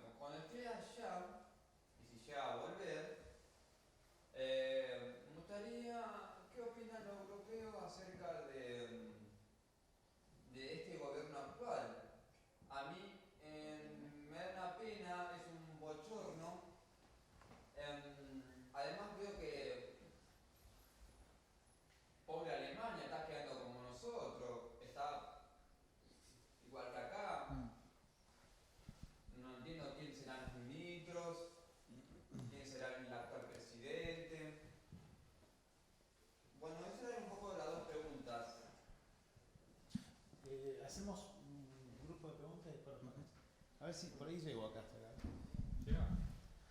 Ahí está. Bueno, gracias. Bueno, primero te agradezco la presentación, me gustó mucho los datos que presentaste, me parecieron muy buenos. Yo hasta hace poco viví 4 años en Alemania y me ayudaron un poco a ordenar ciertas ideas de mi propia experiencia de estar ahí.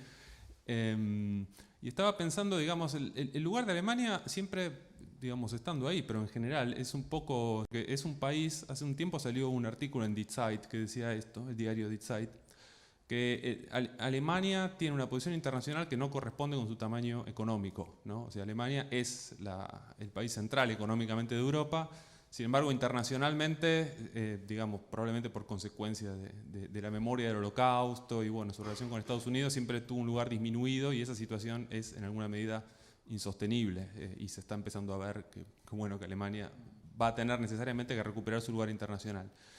Digo esto porque me parece, y esto es un poco la pregunta que yo te quiero hacer, tiene que ver con, digamos, la democracia, la crisis de la democracia liberal como ideología, en el sentido de que estando en Europa, en Alemania en particular, pero en Europa en general, parece como que faltase el impulso ideológico que tuvo la democracia liberal en otro momento, como proyecto universalista, como proyecto político universalista.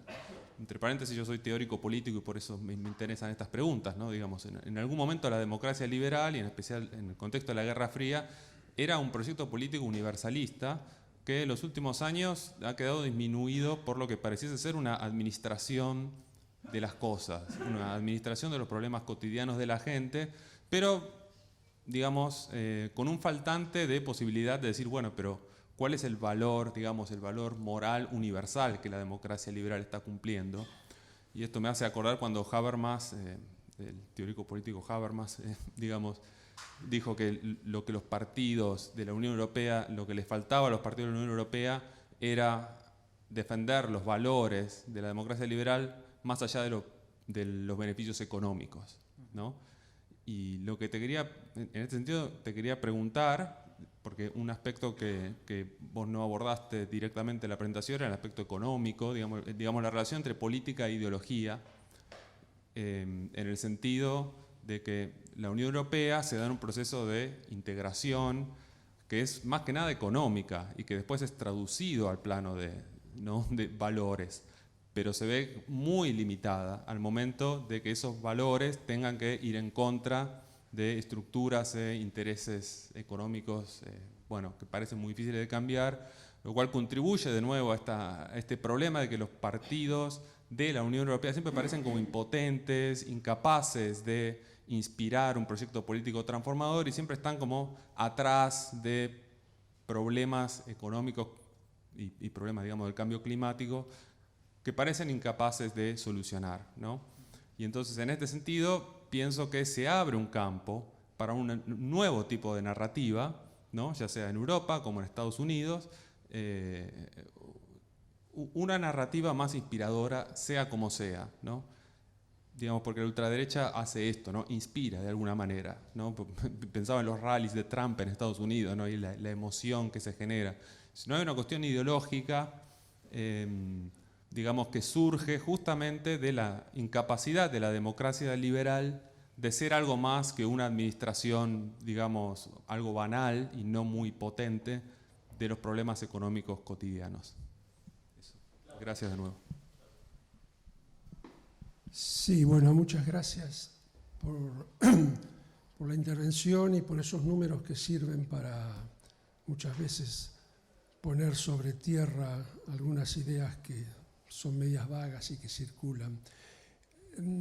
Algunos comentarios que pueden ser también preguntas para saber cómo lo pensás. Parecería que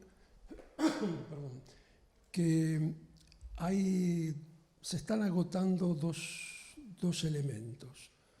Uno es la idea del consenso que nace con el fin de las guerras de religión en Europa y que duró varios siglos. No está totalmente en crisis, pero cuando hablabas del consenso estaba pensando en ese consenso y en otro que nace de la Segunda Guerra Mundial.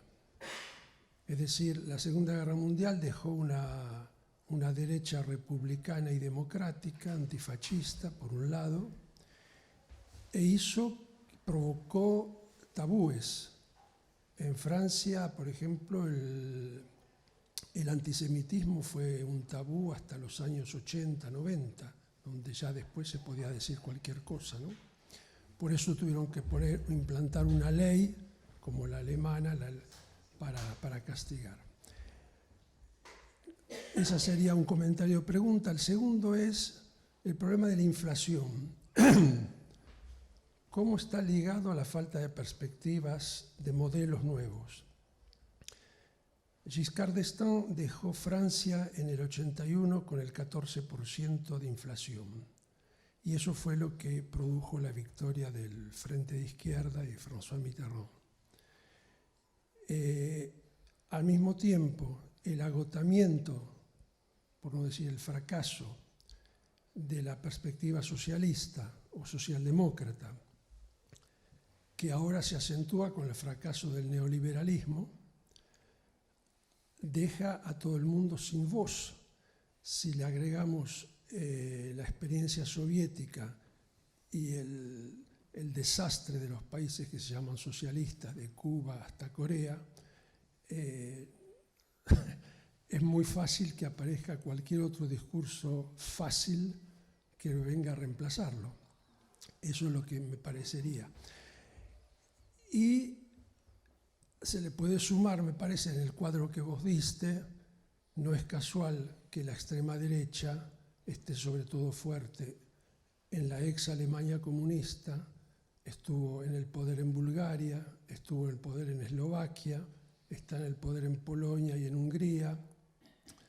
O sea que no es el nazismo, pero la extrema derecha similar o digamos que comparte valores con el nazismo, de Budapest a Moscú, es el triunfo póstumo del nazismo. Y bueno, por último, no creo que me voy a... Tenía otra, pero se hace muy largo, si no. Gracias. Bueno, hago algunos comentarios porque me parece que algunos, más que preguntas, son una visión, ¿no?, de lo que estuvimos comentando, así que me parece muy bien. Muchas gracias a los tres por las preguntas o por los comentarios. A ver, ya que al final hablabas de lo post-soviético, ¿no?, de digamos lo que estaba de aquel lado de la cortina de hierro, me ayuda a conectar con algo que decías vos también. Alemania, cuando se reunifica, allá por 90, toma una decisión que es clave para entender lo que pasa ahora, y es que cree que la reunificación es una cuestión económica, es decir, una cuestión de transferencia de recursos. Cuando Helmut Kohl negocia con su equivalente Honecker en el este, dice, bueno, ustedes necesitan que reformemos el país con ruta, con edificación, con diferentes cuestiones que se contabilizaban en dinero. Todo el resto, ustedes simplemente lo único que tienen que hacer es copiar lo que hacemos nosotros. Las leyes, la cultura, la televisión, etcétera, etcétera, etcétera. Esto generó, en principio, la idea de una promesa que se tenía que cumplir rápidamente, que era básicamente que Alemania Oriental iba a ser igual a Alemania Occidental en tiempo récord, en todo sentido, y generó una suerte de sincronización en términos de expectativas, porque ¿qué era ser igual a Alemania Occidental? ¿Y quién lo definía eso? Y ahí es donde las expectativas del este se derrumban lo suficientemente rápido como para generar ese rechazo hacia algunos valores liberales, ¿no? Digamos, este triunfo de la idea liberal. Che, ¿sabes que me distraes un poco? Dale, no hagas más así.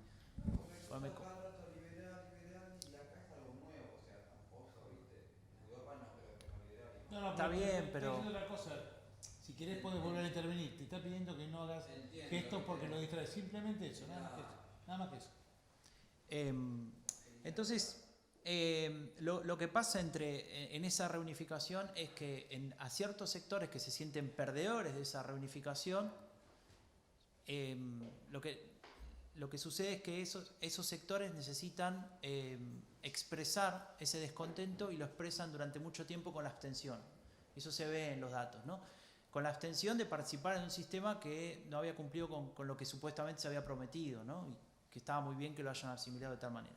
Ahora, cuando aparecen estos partidos que ofrecen una visión diferente, como puede ser AfD, ¿no? Diciendo necesitamos un Estado iliberal, un Estado diferente, un Estado que cumpla con otras reglas, etc., ahí ven una posibilidad de expresar ese descontento, pero no desde la abstención, sino participando del sistema. Y eso pasa una dinámica similar en otros países postsoviéticos, ¿no? Donde tal vez esas promesas no se habían cumplido como tales. Y paralelamente con eso, lo que pasa en países como Hungría, ¿no? Todo el eje de Visegrado que usted mencionaba, ¿no? Polonia, Hungría, la vieja Checoslovaquia y demás, lo que se observa es que hay un traslado de élites liberales después de la caída del muro, es decir, personas que venían de diferentes lugares del mundo a reconstruir un país luego de 40, 50 años de comunismo, con una visión liberal, que era lo que habían aprendido cuando estudiaban en Londres o en Estados Unidos, y que cuando llegaban al poder se daban cuenta de que funcionaba de otra manera y se iban convirtiendo hacia un pensamiento mucho más conservador, incluso de lo económico. Eso es lo que pasa, por ejemplo, con Víctor Orbán, ¿no? Que es un liberal financiado por Soros en el 89 y se convierte en lo que es ahora, ¿no? En 2022. En ese grupo de países también todas las ideas liberales terminan de alguna manera siendo poco relevantes para el desarrollo del país y por consiguiente pasa lo que vos mencionabas. Y lo último, esta idea de pensar un nuevo impulso, ¿no? de qué sería una democracia, un Estado liberal y demás, digamos, novedoso en comparación con aquel de 1989, aparecía en un discurso de Robert Habeck, que es uno de los que les mostré acá, líder del Partido Verde, el actual ministro de Planificación, que lo intentaba asociar con la cuestión del clima. Y decía, las nuevas libertades tienen que ver con una capacidad para renovar y producir lo suficiente para seguir siendo un país industrializado y demás, sin destruir el planeta, ¿no? Y tratando de hablar de libertad desde esa responsabilidad. Y lo que planteaba era que los países desarrollados deberían tener también una suerte de comportamiento solidario con el resto de los países, para los cuales tal vez no es tan fácil establecer políticas que no contribuyan a la crisis climática. Y eso lo decía, y ahí cierro con lo que dijiste al principio, que me pareció muy importante, eso lo decía tomándose el atrevimiento de definir a Alemania como una potencia que tenía que tomar responsabilidad por su rol y por su peso económico y político. Porque hasta ahora, incluso con el canciller actual, Olaf Scholz, Alemania se lo define como potencia reticente. Por una cuestión histórica, Alemania no toma un liderazgo que tal vez tendría en otro contexto por su peso económico, ¿no? Siempre ha intentado articular ese eje franco-alemán, ¿no? Para evitar que vuelva a pasar, o que alguno sospeche que vuelva a pasar lo que pasó en la Segunda Guerra Mundial, con el nacionalsocialismo y demás. Entonces Alemania siempre ha tenido, como si se quiere, una política no escrita de potencia reticente, ¿no? De tratar de articular esa integración europea para que sea una opinión de todo el bloque y no solamente de Alemania la que manda. Y eso es un intento que había tenido el Partido Verde, o al menos con este líder, de avanzar en ese sentido. Después lo que pasó, por ejemplo, ahora con la guerra de Ucrania, es que Alemania se negó a tomar esa posición, ¿no? Eso fue lo que al menos se le reclamaba de parte de Estados Unidos, de parte de otros aliados, ¿no? de la OTAN y demás. Así que, no sé, creo que le di una vuelta a todos los comentarios. ¿Quién es? ¿Martín? Sí, dale, Martín. Estuve pensando de lo que mostraste, me quedaron dos cosas que me parecían interesantes para traer y pensarlo en conjunto y hacerte una pregunta concreta.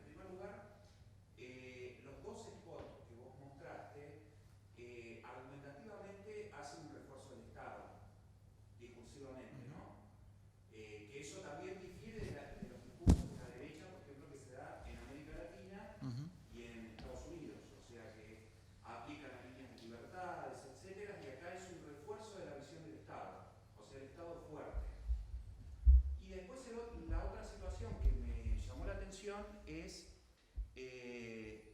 la total falta de atención a los jóvenes, o sea, mediana edad, 50 años para arriba, en los discursos, apelando a eso, y lo que me interesa saber dentro de las tasas, digamos, de análisis que se está haciendo en los índices es la población joven. ¿Cómo participa de este discurso de la derecha? Porque de alguna manera, en este caso es inverso a América Latina y Estados Unidos, donde hay una gran afluencia de los jóvenes a discursos de libertades, porque la libertad hoy parece ser un epígono, digamos, de las democracias liberales. En el caso de Alemania es la seguridad, el refuerzo del trabajo, el Estado presente, se olvidó el Estado, y es como volver a una visión clásica, digamos casi jovesiana, que dista enormemente al discurso corporativo que aparece por estos lares, ¿no? Y eso es lo que me interesaría ver y analizar. Perdón, ¿podría yo hacer un agregado también? En todo caso, también en lo que sería la tasa de natalidad negativa que tiene Alemania y Francia respecto de cuál es el habitante alemán promedio o el habitante alemán, el habitante francés promedio en esas encuestas, o en esas, encuestas no, son lo que serían las estadísticas. O sea, si es representativo o de una manera, justamente el factor de la tasa de natalidad hizo que realmente los inmigrantes afecten también a esas estadísticas. O sea, los datos, todos los datos... Si en los valores de censo, por ejemplo, de la participación política, hay una sensibilidad en ese dato demográfica, digamos, por mayor presencia de inmigrantes respecto de población. A ver, los datos de opinión pública son todos representativos, eso está claro, o sea, estadísticamente representativos, y los de, por ejemplo, los de participación electoral y demás está dado en función de la población empadronada que fue o no fue a votar. No sé si igual si entiendo bien la pregunta, pero... Solo una pregunta que entiendo que está respondida con algunas de las intervenciones de los colegas. Lo voy a poner en términos un poquito más fuertes quizás. En tu opinión, ¿se está dando algo como el huevo de la serpiente, ¿no?, de la República de Weimar?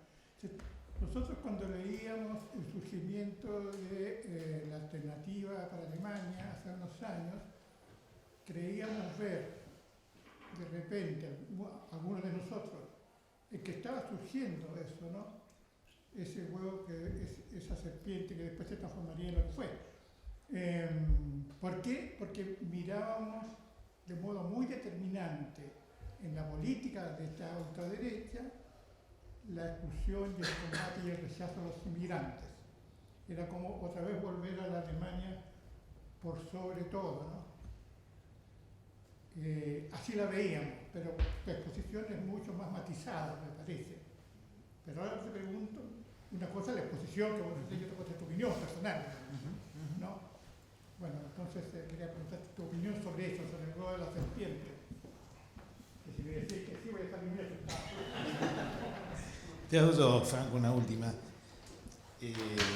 Para provocar un poco y cerramos ahí, ¿no? Hace poco nosotros le dedicamos un suplemento de la revista esta que hace el grupo Diplo, que se llama Review, revista de libros, le dedicamos habíamos hecho un ciclo, Micaela Cuesta coordinó un ciclo que se llamó, en el que vos participaste, Democracia Neoliberal, entre signo de pregunta, y la última exposición la hizo un filósofo político, por llamarlo de alguna manera, que se llama Mario Tronti, que giraba alrededor por decirlo de alguna manera, las democracias realmente existentes. En realidad la idea de Tronti era las democracias reales, parafraseando la idea de socialismo real, ¿no? La misma metáfora.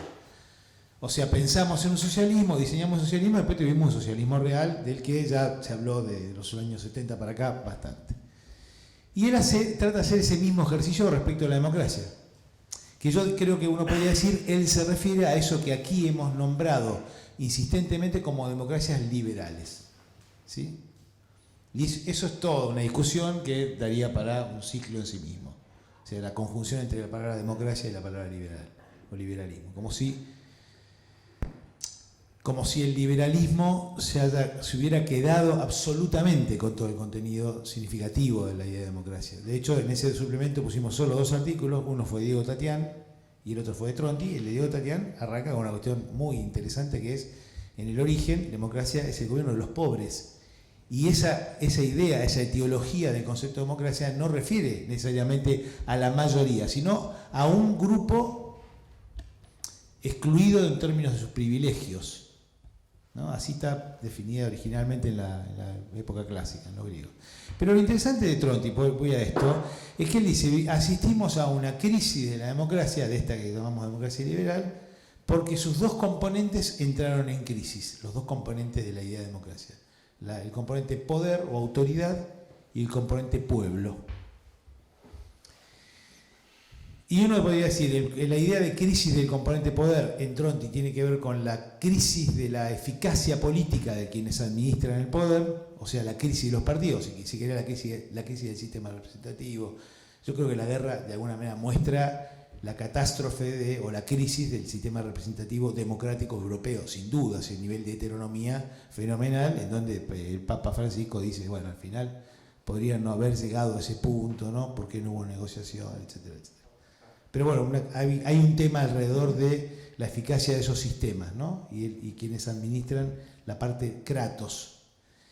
Y la otra es que la parte demos fue apropiada discursivamente por la narrativa de estos, entre comillas, populismos de derecha, populismos europeos, derechas radicales, nacionalismo. Es una discusión que daría también para otro ciclo, que es de qué estamos hablando, qué es todo este paquete gigantesco, ¿no?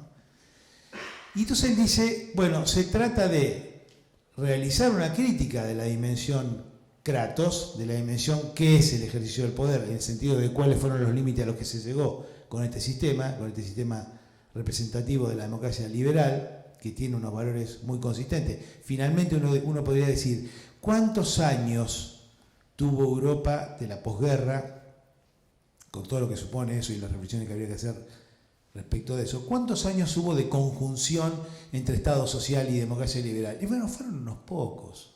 Uno podría decir, desde la posguerra hasta la crisis del petróleo, por decir algo, ¿no? Desde la posguerra hasta el 73, ponele hasta el 80, si quieres un poquito más, fueron unos pocos años que sin duda tienen tal impacto que en muchos sectores de políticos latinoamericanos, incluso en la Argentina, que no tienen mucho que ver con la tradición socialdemócrata, siguen teniendo como una cosa de aspiración a ser el Partido Socialdemócrata, ¿no? Una cosa absurda.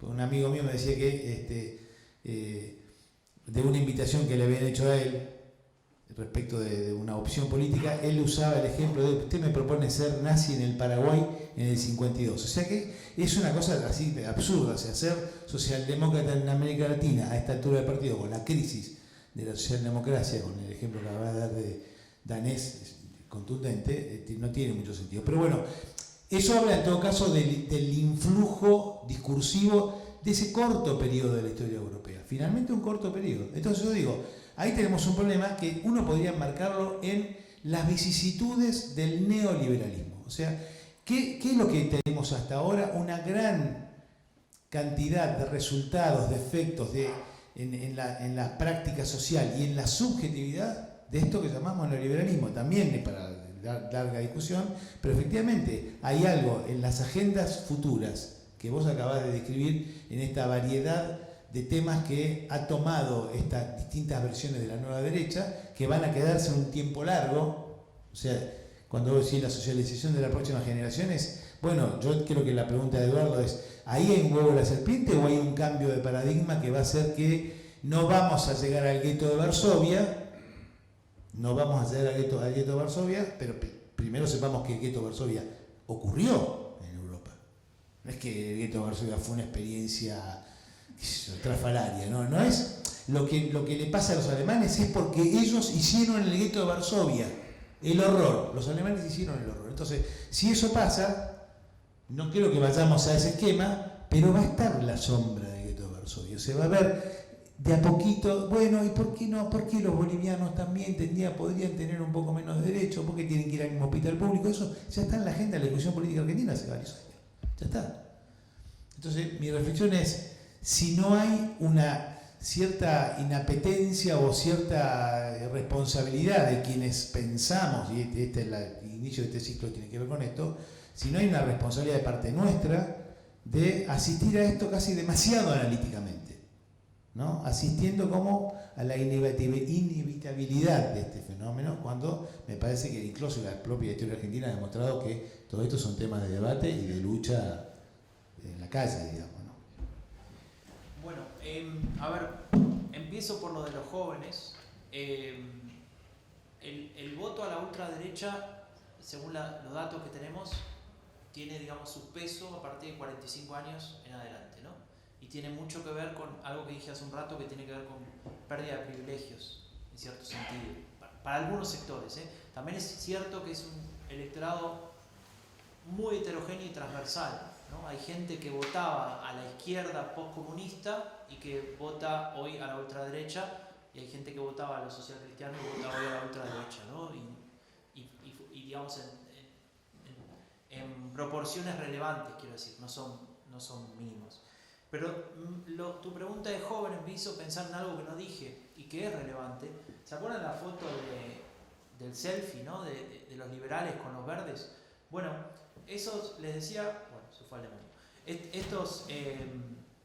Estos dos partidos que juntos tenían más votos que los dos que salieron primero y segundo, cuando uno mira los datos por franjas etarias, esos dos partidos sacan el 25% cada uno entre los menores de 25 años, ¿no? Unos respondiendo al discurso respecto del cambio climático, compromiso con el medio ambiente, Fridays for Future, no sé si acá había ese movimiento, etc. Y claramente asociado a esas ideas, ¿no? Y por el otro lado, un discurso, no diría libertario como pasa en Latinoamérica, pero sí de bueno, yo quiero que mi individualismo esté primero, ¿no? Yo quiero progresar, yo quiero, etcétera, etcétera. Un poco más, si querés, económico, con un discurso que era interesante, el de los liberales, que no iba tanto por esa cuestión libertaria, sino el tema de modernizar Alemania, ¿no? Digitalización, etcétera. Porque, claro, habíamos vivido una pandemia que yo no conozco bien cómo fue acá, pero en Alemania hubo muchos errores, muchos problemas, ¿no? De muchas cosas burocráticas que había que hacer por papel, ¿no? Y había que llevarla y no podías ir porque había pandemia, ¿no? Etcétera. Entonces el tema de la digitalización se transformó en un tema de Estado. Otra crítica para Merkel, cuando me preguntan por lo que dejó Merkel sin resolver, además de algunas cosas que dije acá, es tema de digitalización, ¿no? Y entonces esos jóvenes, de alguna manera, con ese 25% cada uno, están expresando esa necesidad de cambio, ¿no?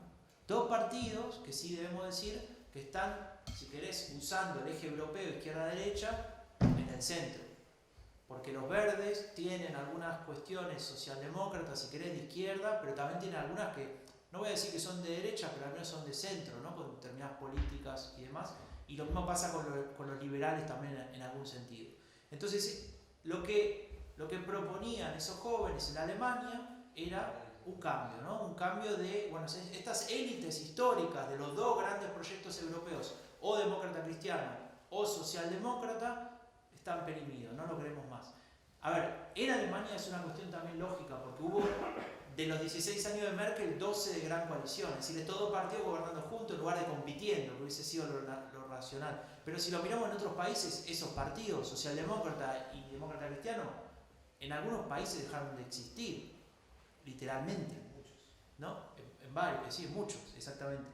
Entonces, en ese sentido es interesante esa pregunta. Lo que no veo, en relación a lo que decías con Latinoamérica, es que el discurso de la derecha radical esté interpelando fuertemente a los jóvenes, como puede pasar, por ejemplo, en América Central y demás. Con respecto a lo del Estado y liberalismo, yo no creo que necesariamente liberalismo signifique menos Estado. Ahora eso es una visión y una lectura que yo tengo. Después, si es neoliberalismo, bueno, ahí lo empezamos a discutir de otra manera. Pero en principio el rol del Estado tiene ciertas funciones que son importantes para esa visión de lo que sería una democracia liberal. Y bueno, y ahí viene la pregunta esta del huevo y la serpiente, del huevo y la serpiente. A ver, a mí me preocupa, estoy hablando ahora ya de lo personal, ¿no? Como usted me pidió. A mí me preocupa mucho porque cuando yo me fui a vivir a Alemania, ese partido no existía, ¿no? Yo me fui en 2010 y este partido nació en 2013. Había otros partidos parecidos, con ideas incluso más radicales, ¿no? Más de extrema derecha, pero este partido nace en 2013. Y lo que se decía, un poco como acá, cuando vine en 2019, eso en Alemania está inmune, acá no va a pasar nunca más algo así, estamos vacunados. Y bueno, termina apareciendo. De hecho, ya en los primeros discursos de aquel líder que ahora no está más en el partido, si bien no era un discurso tan fuerte como el que se puede leer ahora, usaba palabras. Usted sabe que el idioma alemán es un vocabulario muy potente, ¿no? Digamos, hay muchas palabras para definir cosas muy concretas. En español no es tan así, pero en alemán sí. Y usaba palabras que usaban los nacionalsocialistas, que estaban baneadas, ¿no? Que estaban no prohibidas, pero no se decían, porque si vos decías esa palabra, claramente estaba relacionado con lo que decía algún jerarca nazi. Y esta persona deslizaba de vez en cuando alguna palabrita que saltaban todas las alarmas, ¿no? Digamos, este tipo está hablando en la televisión pública, en un talk show sobre política y dijo esta palabra, ¿cómo puede ser, no? Había una palabra que tenía que ver con que hay que quitar de la política los elementos podridos, ¿no? Una cosa así. Y es una palabra que dice entarmen, que solamente la usaba Goebbels cuando hablaba de cómo limpiar a la política, además de Weimar, ¿no? O sea, una cosa muy fuerte. Y ahí es donde digo, bueno, estoy en un país donde también puede pasar esto, y encima estoy en ese país, ¿no? En Alemania, y yo soy inmigrante, ¿viste? Y no tengo la piel más clara del mundo, digamos, más allá. Entonces, claro, al principio un poco en chiste y todo, pero después sucedió hace no mucho tiempo, febrero de 2018, creo que fue, 2019, el atentado en Hanau. No sé si alguno se acuerda de eso, cerca de Frankfurt. Un tipo agarró una escopeta y se fue a un bar de estos donde se fuma esta pipa grande, ¿no? Y mató a 9 personas que estaban, mató a 5 y después mató a 4 más al lado. Y después se suicidó, ¿no? Y después cuando se hizo toda la investigación, ese señor tenía todas unas cartas, unos manifiestos, qué sé yo, de extrema derecha. Musulmanes, mató musulmanes. Claro, él fue a un bar donde están, digamos, por decirlo así, fuerte. Claro, se llama Shisha Bar, ¿no? Y es donde los grupos musulmanes se juntan como no toman alcohol, se juntan a fumar, ¿no?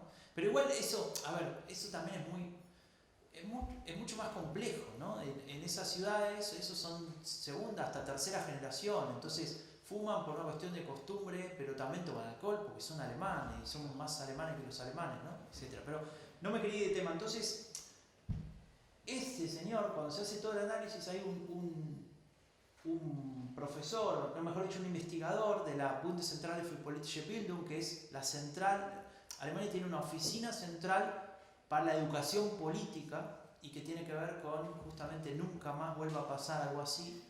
Y hay un investigador que hizo todo un análisis de eso y él concluía que todo su discurso estaba de alguna manera legitimado por lo que se había dicho durante los últimos 3 años por parte de Alternative für Deutschland, que era un partido legitimado con presencia en el Bundestag, ¿no? Entonces, ¿cómo pudo haber pasado algo así?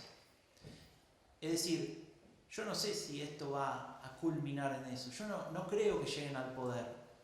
Tal vez no lo vea yo, no lo creo. Yo creo pero sí lo que creo es que las agendas, si estos partidos siguen teniendo tanto espacio y tanto peso, se pueden mover hacia esos sectores donde por ser migrante, por tener otro color de piel, por tener otros intereses, incluso otra ideología, tengas que sufrir o, no digo vivir en un gueto, pero sí tener menos derechos que otros, ¿no?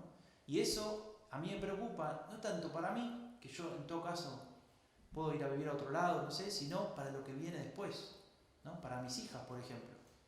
Para mis hijas que se llaman Teledone, que por cierto me sirve mucho para los small talk, ¿no? Porque yo digo que me llamo von den Frauen, ¿no? Cuando traduzco. Pero yo creo que Es preocupante y el problema es que habilita esos discursos. Habilitan esas acciones extremas, ese tipo de discurso. Y ahí es donde veo que al Estado le cuesta mucho tomar una postura en ese sentido. Como tal vez no le cuesta con las otras cuestiones de Russia Today y demás, ¿no? que mencionaba antes. Hay una cosa que no dije, que dije en la otra charla, pero que es muy importante. Y que a veces yo veo que los medios, bueno, no los medios, mucha gente, todos, yo lo he hecho, no diferenciamos. Es importante porque son problemas diferentes. Una cosa es la derecha radical y otra cosa es la extrema derecha. La extrema derecha quiere un sistema diferente. No quiere una democracia, quiere otra cosa, ¿no? Busca otro tipo de gobierno y de relación de poder. La derecha radical no quiere eso, al menos en principio.